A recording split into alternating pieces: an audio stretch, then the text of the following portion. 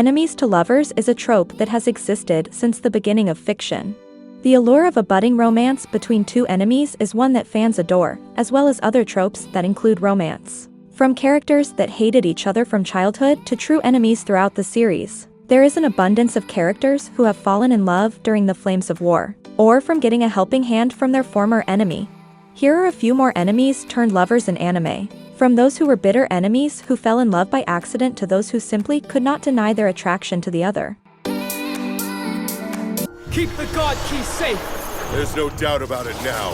She's the thief who stole the God Key. Did you fall from the sky? You idiot! Since when do girls fall from the sky? Number 10. Shingeki no Bahamut, Genesis. Thousands of years ago, the ancient dragon Bahamut wrought havoc upon the land of Mystarsha, a world where both gods and demons live amongst mankind. Working together to prevent the world's destruction, the rival deities barely managed to seal Bahamut, agreeing to split the key between them so that the dragon would remain eternally imprisoned. With the world safe from the destruction of Bahamut, it is business as usual for bounty hunters like Favaro Leone. Living a laid-back, self-serving lifestyle, the amoral Favaro goes about his work while on the run from fellow bounty hunter Kaisar Lidfard, a righteous man who swears vengeance upon Favaro. However, Favaro's carefree life is thrown into chaos when he meets Amira, a mysterious woman who holds half of the key to the world's fragile peace.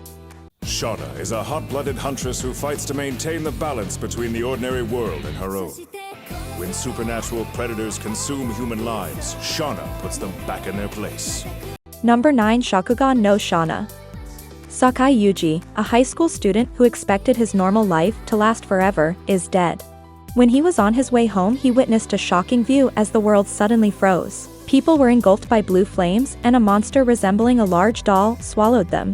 Just as the monster prepared to consume Yuji, a sword-wielding girl, in black attire with flaming red eyes and hair that burns like ember, saves him from the monster. As Yuji noticed a blue flame in his chest, she called him a torch, a temporary replacement, saying that the real Yuji's existence had already ended. Unfazed, Yuji befriends the strange girl, names her Shana, and joins her fight against Tomogara and other flame hazes. You call this a god? What could a pathetic-looking thing like her even do? Number 8. Kamisama Kiss. High schooler Nanami Mamazono has quite a few problems of late, beginning with her absentee father being in such extreme debt that they lose everything. Downtrodden and homeless, she runs into a man being harassed by a dog. After helping him, she explains her situation, and to her surprise, he offers her his home in gratitude.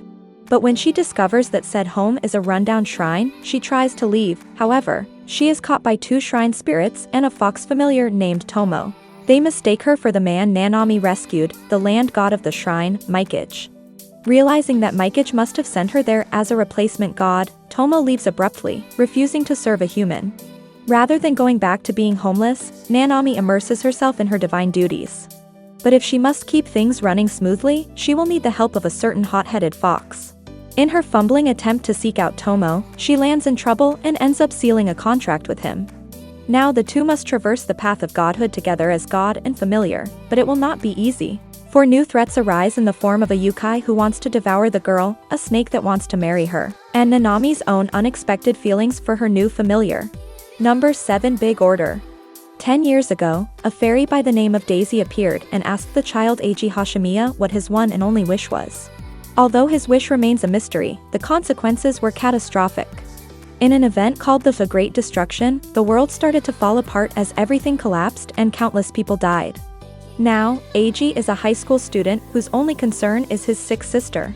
He does not remember what he wished for, all that he remembers is that his wish caused the Great Destruction. In the years since that event, thousands of other people have also received abilities to make their heart's desire come true. These people, called orders, are believed to be evil and are hated by the general public. However, some of these orders are after Eiji's life in vengeance for those that he killed. Will Eiji be able to survive the numerous assassination attempts?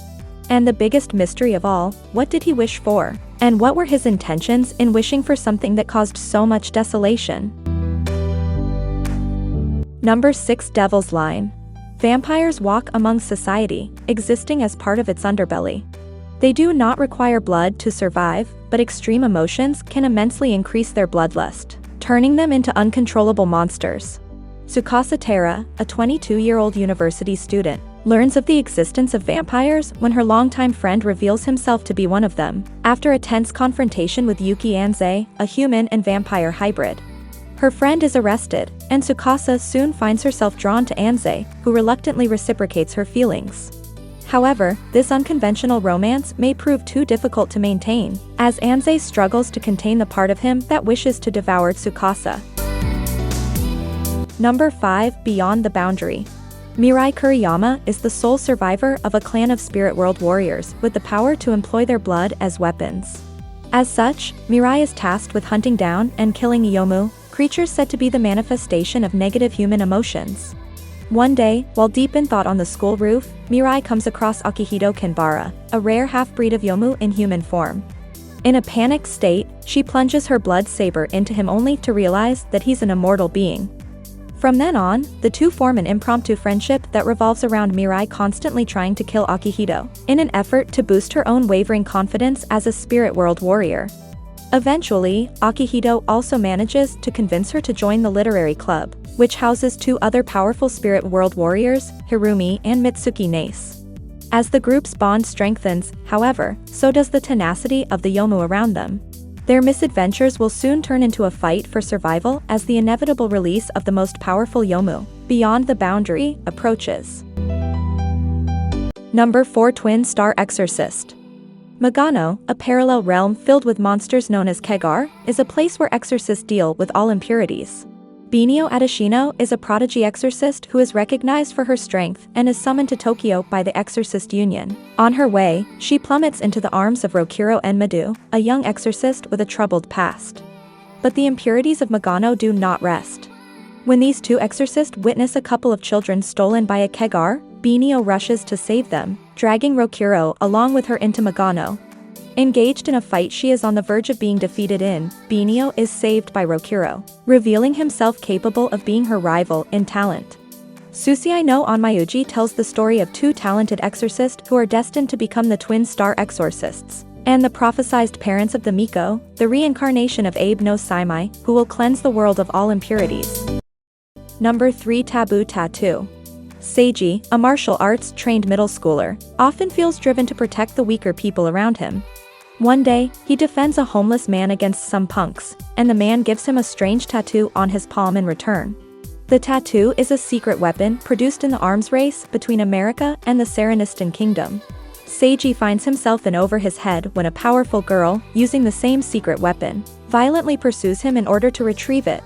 His skill at martial arts may not be enough to keep him alive, but will he be able to learn how to trigger the power of his tattoo in time? Number 2. Our Last Crusade, or the Rise of a New World. A force known as astral power permeates throughout the world, wielded by astral mages. Fearing its destructive power, the Empire persecutes those who show their abilities. The tormented mages then founded the nebulous sovereignty to flee from their oppressors. Since then, the two nations have been in bitter conflict, the war still going strong for more than a century. After committing the great crime of freeing an imprisoned witch, the talented knight Isuka is sentenced to prison. A year later, the Empire leadership suddenly decides to set him free, with the condition that he hunts down a fearsome mage known as the Ice Calamity Witch. Hoping to end the war, Isuka agrees. Coincidentally, the Ice Calamity Witch herself, Alyssa Alice Lu Nebulous 11, also wishes for peace and is willing to do everything she can to bring down the Empire. As Isuka and Alice both yearn for a crusade that will turn the world into one without struggle, woe, or pain, the strings of fate tie them ever closer together, creating a bond that goes beyond something fabricated by mere coincidence.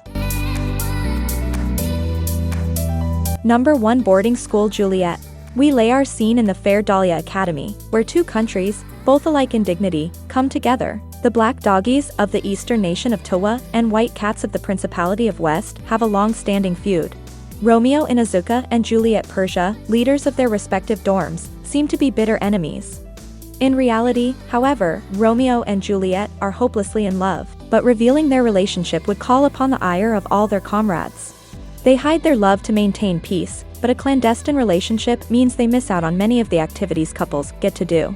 As they grow closer together, Romeo and Juliet must come to terms with the fact that keeping their relationship a secret may prove to be impossible.